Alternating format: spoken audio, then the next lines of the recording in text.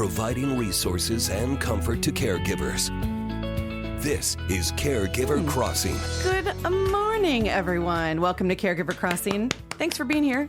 I'm Tina McIntosh. I'm Terry Lynn Stacy. I'm Noah Taylor. And we are at the Joyce House studio, bringing you Caregiver Crossing. If it's your first time, you might want to know what you're listening to.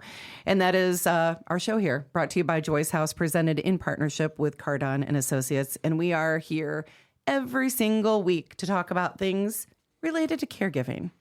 See the name Caregiver Crossing? See what we did there? I get it. Mm-hmm. Oh. I get it, and I love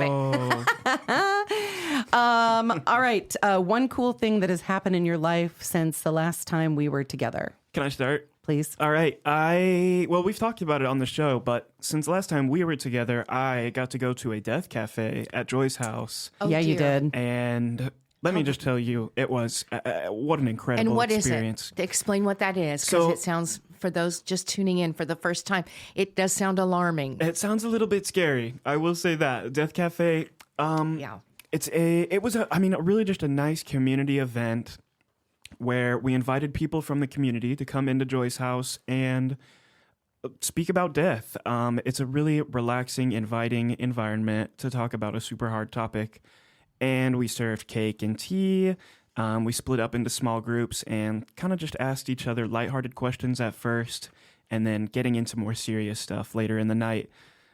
It was really, really incredible, and I was super happy to see a lot of younger people like myself, too. Yep. There were 30, 35 people here for it. And it's much like our Death Over Drafts, but without any alcohol. Yeah. And here and at Joy's house. Yeah. I hear the best things about the night. It was fantastic. I'm glad you enjoyed it. You want to know? And I think it's also great that younger people are saying, you know, maybe my generation before me didn't talk about it so much, but I'm comfortable enough that I can do something like this because it's important. There's only one way cool. out of this world. Yeah. We should probably talk about it and address the fears around it. Yeah.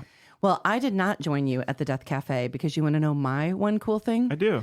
Remember how last week on the show we talked about illnesses and how to clean your house and like steer clear of illnesses? I do, but this doesn't sound very cool. Well, I ended up with influenza A for the second month in a row. Oh, great. That is pretty cool. On top of my brain no. radiation. That sounds awful. Your immunities must just be down. I don't know. The doctors say that's not the case. And my house is clean, they say. I mean, like, I was like, is it still in our system? Like, why? And they said, no, you just got lucky. And I said, well, I don't feel very lucky. So if you hear I'm so that, sorry. you know, grumble in my voice, I'm just on the side of the flu, the hard true to lung stay flu. well. It is hard to stay well right now, Noma, because It is. we are among people. We are among people. Now, You know, one of the most healthiest times I ever was in my life, I think, COVID. was when I wore a mask yes. every day. I mean, that was a healthy knock on year. And let's be honest, you were like for me. scrubbing down every apple that came into your house or Absolutely. everything. But all right, we need one cool thing about you because we have something that Noah is going to burst Oh, okay. about sharing. I'm so excited. The one good thing that happened this week. Well, let's see. Okay, so I've been doing a lot of MC work. Yes, you have. And was at a pretty big event that happens here in central Indiana, in Indianapolis, at the fairgrounds. It's the home show. Well, she was building up to that. I was emceeing. No, I made it bigger probably than it really is because in Indianapolis it's big. But anyway, is it doesn't big. matter. What matters is that I had probably more than a half a dozen people that stopped to talk to me, not about my job at WIBC and the little magazine show I have. They all wanted to talk about Caregiver Crossing. Oh, stop and it. what it has meant to them hearing. And in one instance, brought tears to the young lady who is caregiving. And it just meant the world to me that people are listening and learning. And if they're not learning, they feel like they have a companion. And so that really meant a lot to me. And I know it does to you too. Yeah. And because you never know. You never know if you just never know when you're on the radio and there's the three of us in a room. We like to think we're talking to a large audience, but you just don't know who's listening. Well, so I love when you comment and you make a comment because then I can see your face when I'm thinking about who we're talking to. Agreed. And if we could just send a hug right now, would be great. Okay, Little do We it. hug you. Yeah. We're doing We it. really do. And if there's something you need, we're here. And I've said that a ton, passed out our numbers. And Please, anyway. anytime. Oh, that's so special. So that was really a good part of the week. That's wonderful. Now, before Noah explodes. Okay. We have only a couple of minutes, so go. All right, I'm getting into it. February is very exciting. Spunky Old Broads Month, celebrating bold and fearless women over 50. Spunky Old Broads Month. Love it. What in the world? This is great. Who came up with this? Well, it was brought about by a spunky old broad herself, Dr. Gail Carson. She believes that it's for the women who are spunky, open, and brave. It is a day to celebrate them and their accomplishments and simply recognize their importance. Also, for the young ladies to prepare to become a spunky old broad someday. All right. There's a question in here, right? But I have to tell you, part of my personal mission in life is to remain funky and fun and classy in everything I do. So funky, spunky, I'll take it. This is so for you, yeah. Past winners, Dolly Parton, Helen Mirren, Michelle Obama, Frida Kahlo, Goldie Hawn, Sharon Osbourne. I mean, come on. And so, Terry, question for you. Yeah.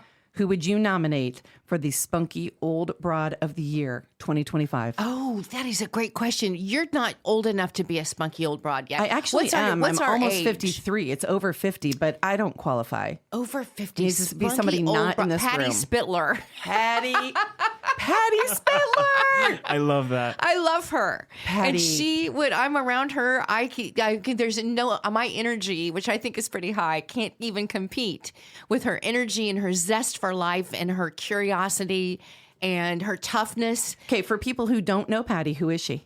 Patty Spittler was a longtime host here at Wish TV, Channel 8. And she still now has, even after that retirement, and listen, folks, she has cochlear implants in her ears. I mean, she had a hard time hearing and learned how to really read your mouth and just kept going and going until she just decided, I'm going to retire. And now she hosts a show which is seen nationwide, Pet Pals. And then she also has Great Day TV, which is here within the state. And you partner with her? I'm one of her reporters. She gives old broads like me other opportunities when others have shut the door and said, you're too old now. Not out loud, mind you, but you know.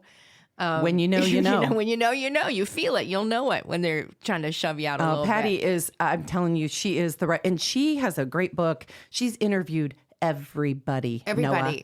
Everybody. I mean, everybody. You name Sounds it. incredible. Musicians, movie stars. Robin Williams.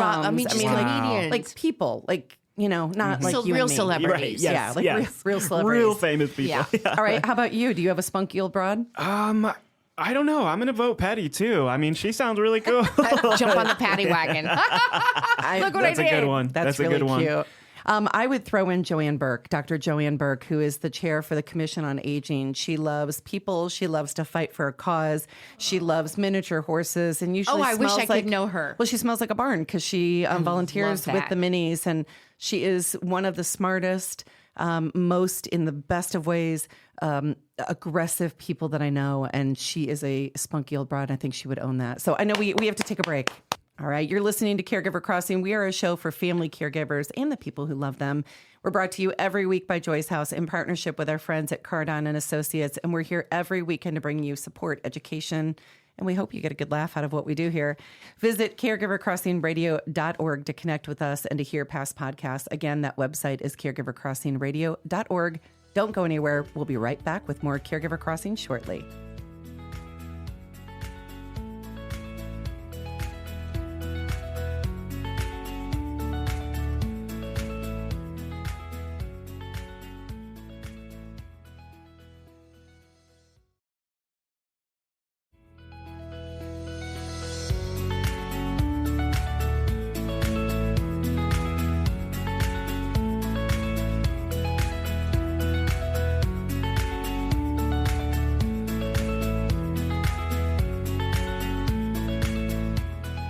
We're back on Caregiver Crossing. I am Tina McIntosh in studio with. Terry Stacy. No, it's Ayler. We have a fourth in here too in the Joyce House studio. Yes, we do. What would you like to introduce our friend? You do it. Oh, okay. Well, she's actually my You're friend. already. And she is your friend. And then you'll put how you got heart into. Put your heart into Well, it. I mean, here's the deal. So we have Kendra Edwards in here with us, and she is the Chief Growth Officer at Cardon. I'm trying to remember how we met. No one really cares other than me, other than I just know I fell in love with you instantly, professionally and personally. Like you are, I'm looking at Kendra, but it's making me like hot saying all the nice words, but she is this passionate advocate for families navigating senior care. Say all the nice words. It is. It might be menopause. Let's just be honest about what it might be. Okay. Yeah.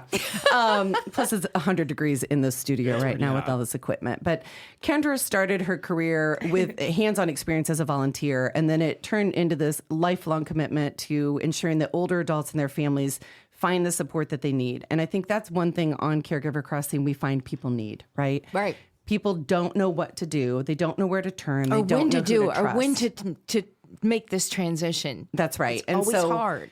I mean, she's here, you know, we're lucky to get her. Sometimes she's out delivering Meals on Wheels or serving on nonprofit boards. I'm doing her work at Cardon, but she is, if you met her, or if you've met her, you will understand that she is one of the most compassionate people in the industry, and honored to call you a friend and, you know, a coworker in this aging industry. Oh. I'm so glad you're here. Thank you. I'm so happy to be here. Let's start with what makes Cardon such a special community. What is the relationship between the caregivers and the staff, and what makes this place so special? What I love about Cardon is it's family owned, and we treat everybody that way. We have that as our mission statement, and we talk about it and we live it out every day. It sounds so cheesy and like a marketing tagline, but I see it in action every day in our communities. Well, I think for people who are listening, like, what is the difference when a long-term care community is family owned? How does that translate into how my grandmother's getting care? What's so interesting right now is our owners started with Carol and Donna. There's a husband and wife, and sadly, they're currently living it out. The second generation that's our owners have had to go through this this whole cycle and this journey. And they went to the hospitals. He fell, went to the hospital, had to move into our healthcare center in Bloomington, then had to move into, now they're living in independent living together. And so now they're customers of all of these that's buildings gotta be that so they built. interesting. Yes. And so the family, the children are now caregivers that we're all talking about and being a resource for and helping. And they're on the other side calling us like, oh my goodness, how do I do this? Who do I call? And they're in it. They know what to do. And it just shows how hard that is. When you're in a crisis, you're in an acute situation, and you have to navigate it. And then the parents who are now living out what they created and developed.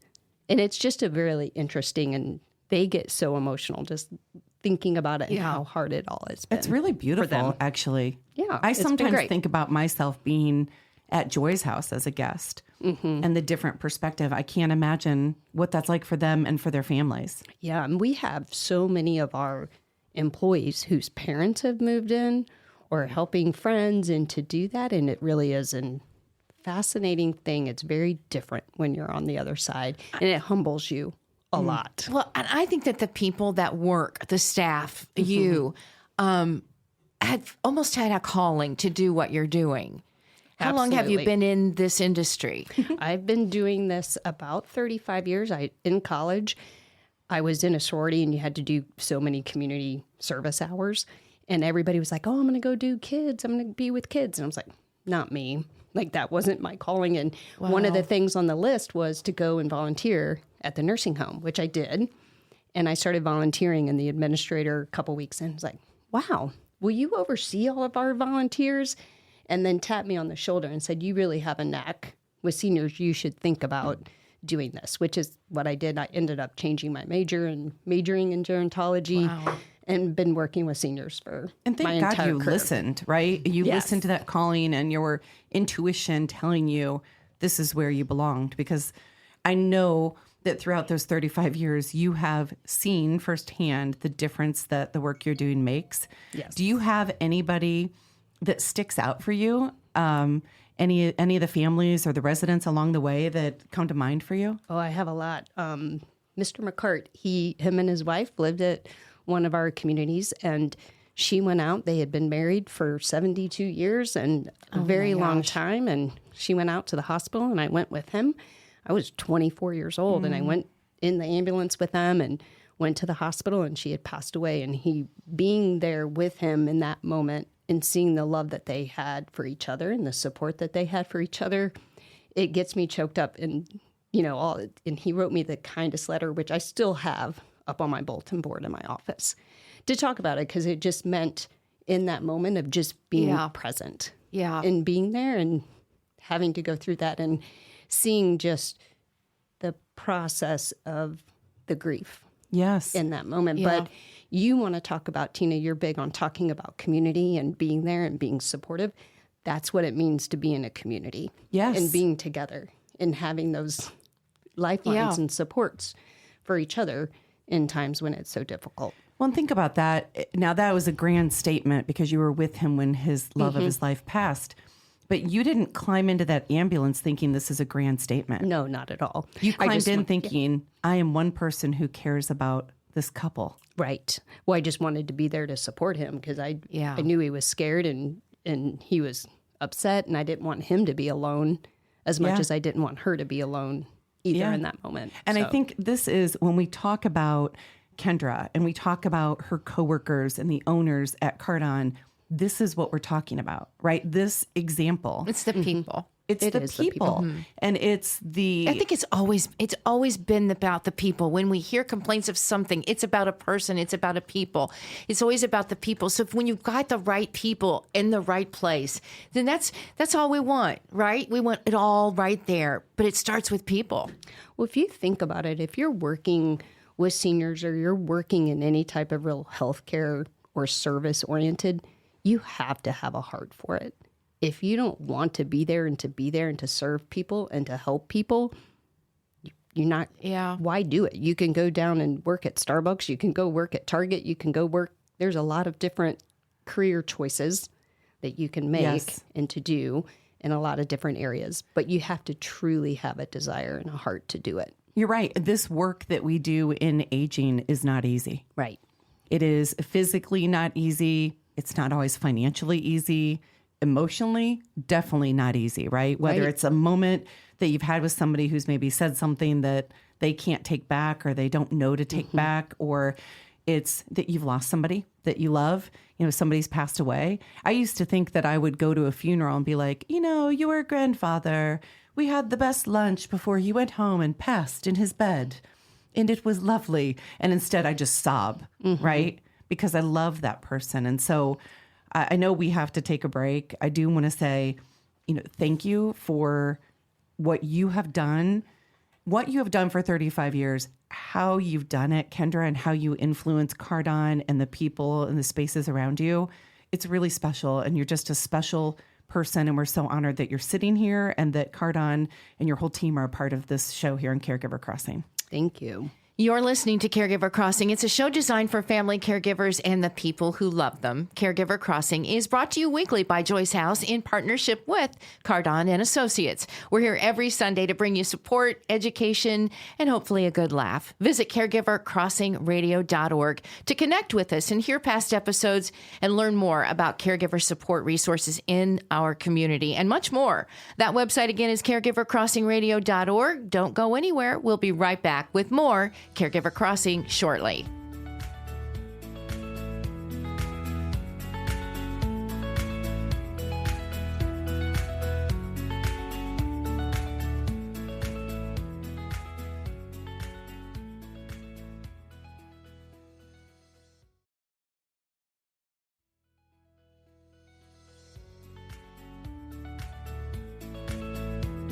Welcome back to Caregiver Crossing. We are your host, Tina McIntosh. Oh, that's me. I know. Hi. Hi. Noah Taylor's here. He's got a droopy mic. Whoa. And I'm Terry Stacy. Welcome back.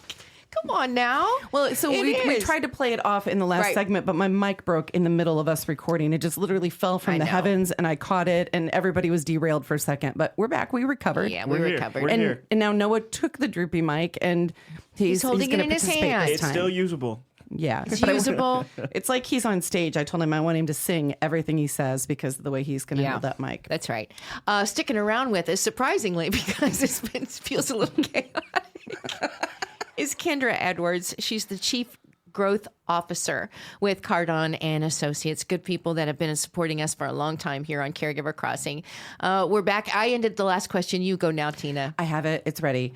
So, Kendra, a lot of times we hear I'm going to say caregivers, but really the people who are admitting someone they're caring for that they love into, let's just say, the skilled nursing facility. They feel like they're giving up, right? Because I'm going to basically hand my mother's moments that I have been caring for and alongside with her for so long. I now hand them over to your team. And I say, tell me your name again. And Mom, I love you.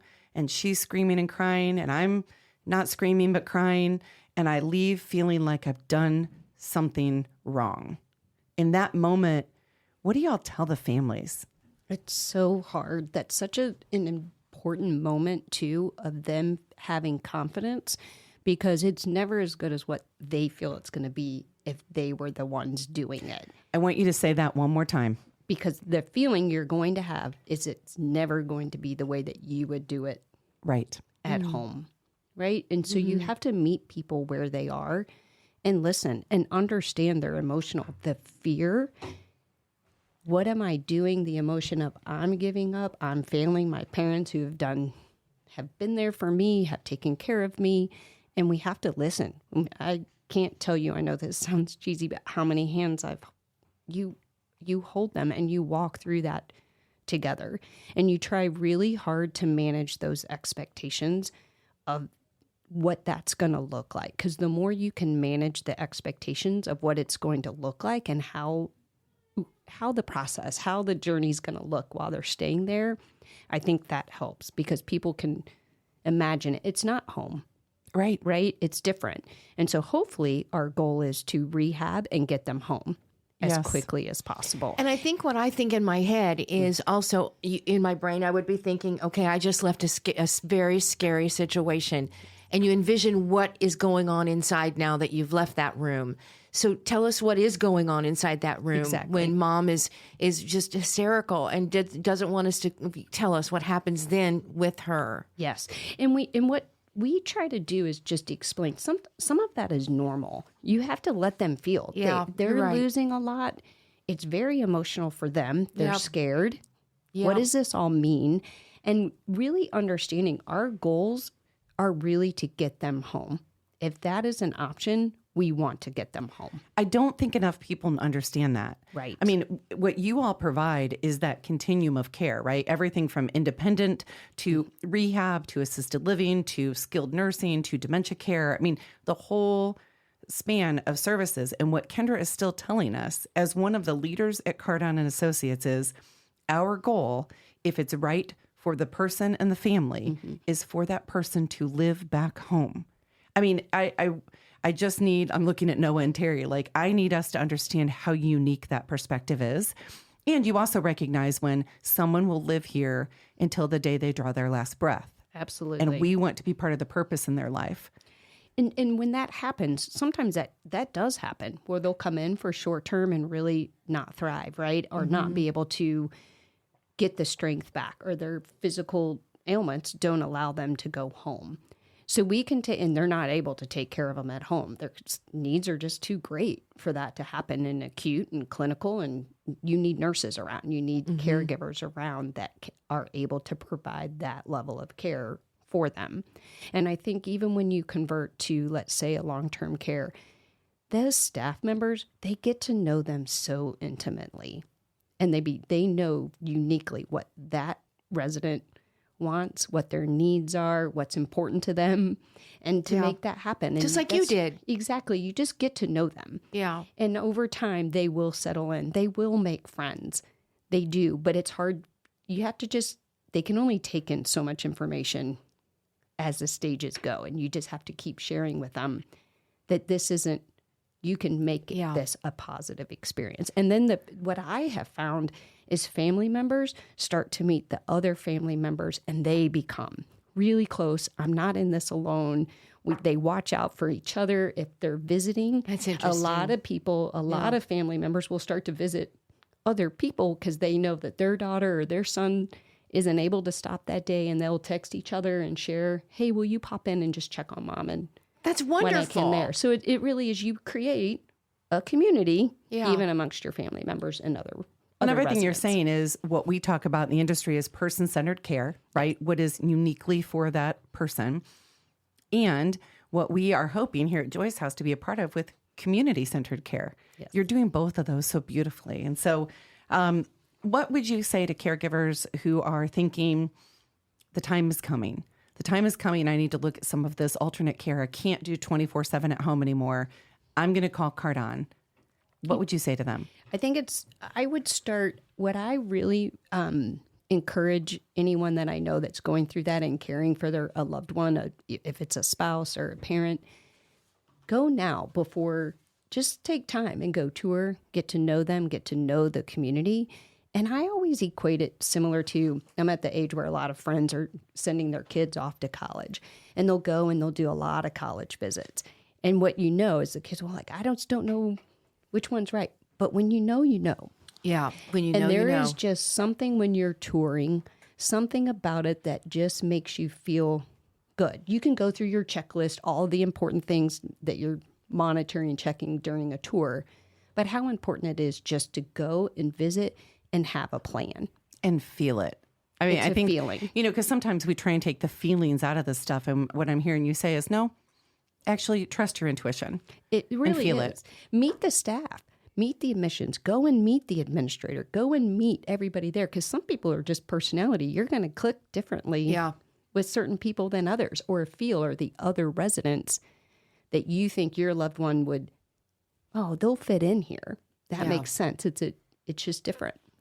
We've got to go, but we do want to find out. I know there's people out there that are saying, how do we find you? How do we get in touch with these great people at Cardon? Tell us how to do that. If you just go to our website, we have a contact us at cardon.us and fill that out and email us or call us. And we have a resource hub on YouTube as well with all kinds of resources and different things. And we're just about helping people. Ugh, you're fantastic. Kendra Edwards, Chief Growth Officer with Cardon and Associates. You're a great guest. And thank you for your continued support of Caregiver Crossing. We appreciate you all so much. We appreciate you. You're listening to Caregiver Crossing, a show designed for family caregivers and the people who love them. Caregiver Crossing is brought to you by Joy's House in partnership with Cardon and Associates. With 20 communities owned, operated, or managed in the Midwest and more than 40 years of senior living experience, Cardon and Associates provides residents with the best senior living options and personalized service. Visit cardon.us for more information and to find a community near you. All right, stay put, everybody. We'll be right back with more Caregiver Crossing right after the break.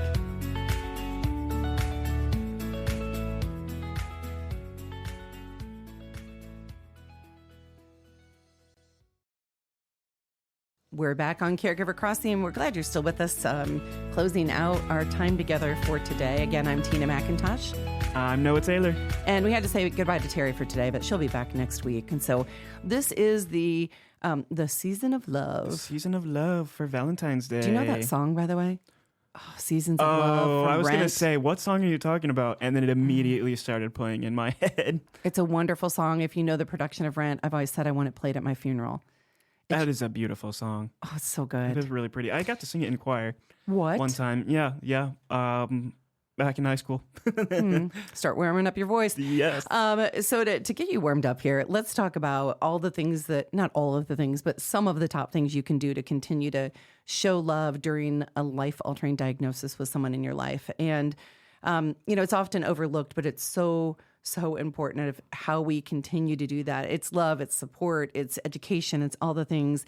When you have somebody in your life who has a life-altering diagnosis, that can be something like a dementia. Mm-hmm. It can be something like an MS, a multiple sclerosis, a Parkinson's, a stroke. It can be a cancer diagnosis. It can be anything that's life-altering, right? So it is really easy to feel unsure about how you're going to express that love when everything feels so different. But sometimes it's just the little tiny things that make a big difference. And so I know you've got a list started here, Noah. What's one of your favorites on this list? I'm just going to start off with my favorite. I mean, offering comfort in everyday moments. This is how I show love. I love to just sit quietly together and just spend that time together, maybe cuddling a little bit, but just being there with your loved one and spending that quality time together. I think something you said in that sentence is really important for me and other people to remember. You said quiet time. Because so often, particularly when we're around somebody with a life-altering diagnosis, we feel like we've got to fill in all the space. Yeah, like we need to entertain all the time. Why do we do that? Why? Just be. In the moment. Yeah. Yeah. Just live in the moment. And I think sometimes, and I don't know if it's on this list, I'm perusing really quick, but it's the little things like maybe not a big snuggle with somebody, but maybe it's a reach over and you put your hand close to theirs, and if they reach back and you just kind of hold hands. Yeah, sweet, gentle touch. Think of Cynthia and Ariana. Just touch fingers. Oh, yeah. It's the thing right now with the production of Wicked, the show, if you've seen any of their interviews. But truly, just being together, I like that you said quiet moments. It's my favorite time, really, with my loved one. Yeah, that's nice. What else you got? I've got help ease their burden. Offer to take care of some small daily tasks for your loved one, like cooking, maybe managing appointments, so your loved one can focus on their well-being instead of some of these smaller, maybe more stressful tasks. All right, and I'm going to give a little more on that of how to do that, okay? So instead of, hey, Noah, Noah, can I put away these dishes for you? Please. But so many people would say, no, I got it, right? Or don't bother. But instead, if I say, I'd like to put these dishes away, will you sit with me and make sure I'm putting them where you want them? Or, hey, Noah, I want to do something for you. I either want to put away these dishes or I want to stock the pantry. And then you choose. So maybe empowering the person that you're with, your loved one, and letting them help guide you. Yeah. Just a thought. I love that moment you said, too, to sit with you, make sure I'm doing it right. Yeah. Yeah, that's really awesome, too. And then I can't get mad when you boss me around, right? Right, yeah. And that's okay. And even if you tell me to put the coffee mug in, I don't know, the refrigerator, like, it's okay. It's okay. I'm just going to put it in the refrigerator. I'll get it later and put it where I think it actually goes. So I think those are lovely. Share meaningful moments. And so, even if things aren't the same as they used to be, make time for activities you both enjoy. And maybe you can't go out for a big hike, but maybe you bring some pine cones in and you bring some leaves in and you press those, or you paint with those, or you talk about them, or you crinkle them, like tactile. So I know it's hard because we get stuck on, but we can't go do that. And that's what we used to do. Maybe you used to go see musicals. Well, maybe you can't go do that, but bring the musical in. Play the music together and sing it. Or this is a silly thing. I don't even know what it has to do with this, but my nieces are 4 and 5, okay? And they were at my house not too long ago, and they love to play family bingo. And they play it with the animals. So do you have a cow? And that's awesome. Drew a cow, whatever. So one day I was like, I'm going to act it out.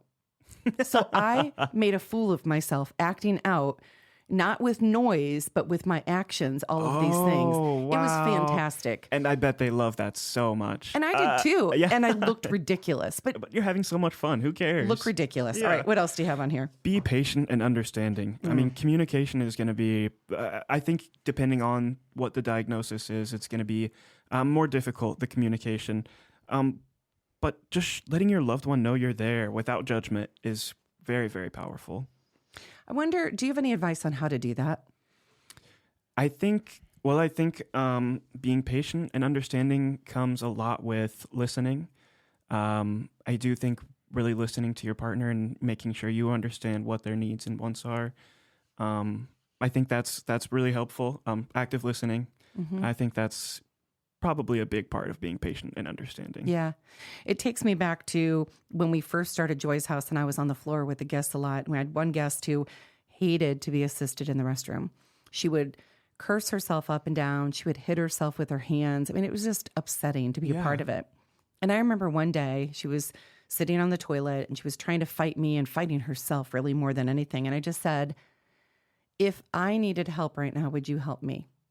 And she said, of course. And I said, then would you please let me help you? And she said, ugh. And then I learned to approach with her. She just needed a different approach. Yeah. Like one day, I hope you help me the way I'm helping you. And it changed things for us. So, you got to try things out sometimes. So, right. It's important to try new things. What else you have? Don't forget about self-care. I think we say this a lot, but when you're caring for your loved one, it's really, really easy to stop focusing on yourself. Loved one, showing love includes loving yourself. So taking care of your own mental and physical health ensures that you can continue to be there for your loved ones. Yeah, and the last thing I would add is if you need professional help, you have to ask for it. Your doctors are typically not going to call you and ask you if you need anything. So make sure you are asking for that. And that also includes counselors or support groups. So it goes past the medical diagnosis and into really caring for yourself and others. You're going to learn a lot from other people who are going through something that's somewhat similar to your situation. No one's situation is just like yours.